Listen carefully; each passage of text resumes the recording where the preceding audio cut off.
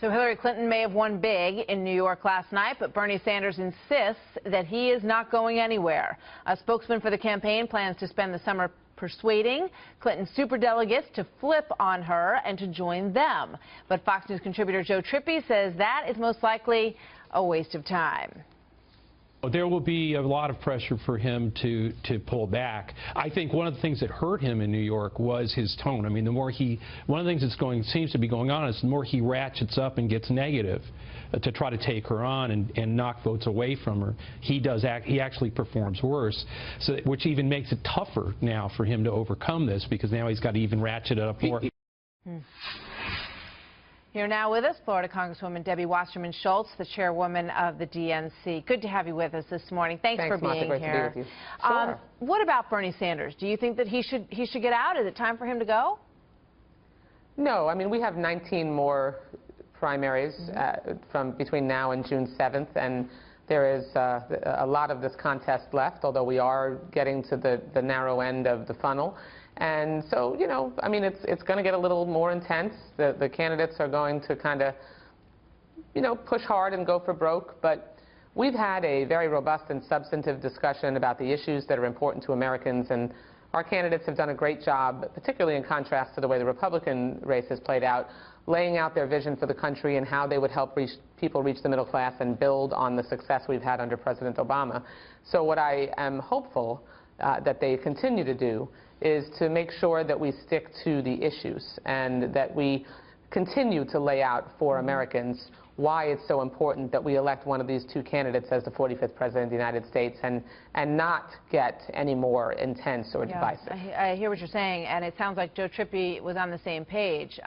It did get nasty in the New York race, and Bernie Sanders questioned whether or not Hillary Clinton was qualified to be president of the United States. He also started to raise questions about corruption issues that he thought were underlying. He talked about how much she made off of the Wall Street speeches, and he exhorted her to turn over the text of those speeches. Are you calling for him to stop that line of attack?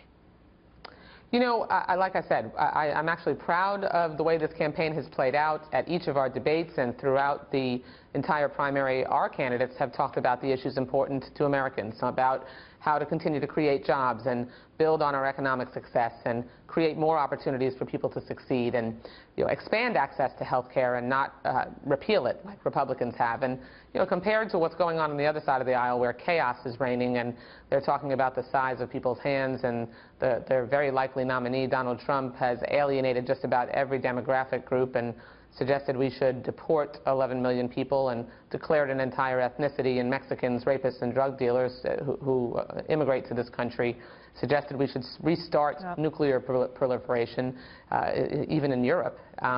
So the contrast is pretty clear, and I think we need to make sure that our candidates continue that, and I'm confident they will. You know, one of the things that's gotten so much attention is the process, the nominating process, and I don't think that's ever happened, certainly not in my lifetime, where people look at it and they say, what's going on with these superdelegates? How come there are people who are positioned in these states who get to vote for whomever they like, regardless of who wins the vote in that state? Is that a process that you would like to see changed in the Democratic Party?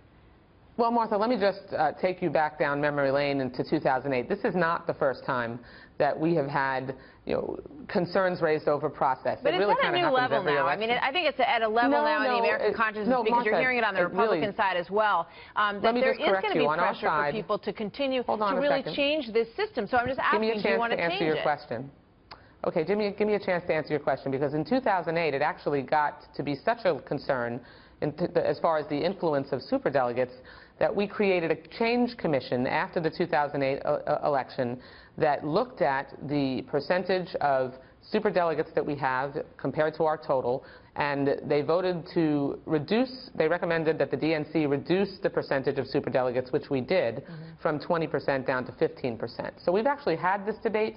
The Democratic National Committee made a decision that we wanted to shrink their influence, but still make sure that party leaders and other elected officials had an important role in participating in who ultimately is our nominee, but that the overwhelming majority, as those pledged delegates have consistently chosen our nominee, and that's what we that's what we expect, will likely continue to happen. All right. When you look at these candidates, Donald Trump and Hillary Clinton both have very high unfavorable ratings. Hillary's at 55%. Donald Trump's numbers are north of there, 65% in some of what we've seen. Ed Henry was just on a few minutes ago talking about the fact that 20% of independent voters have a negative view of Hillary Clinton. If she turns out to be your nominee, does that concern you, and how do you turn those numbers around?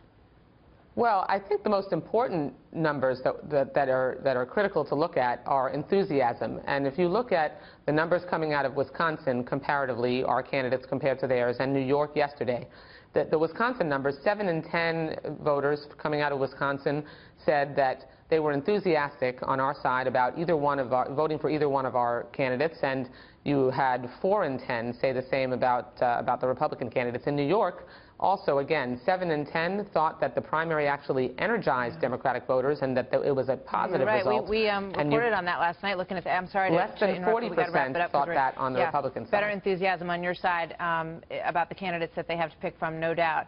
Debbie Wasserman Schultz, thank you very much. Good to have you here today. Thanks, Martha.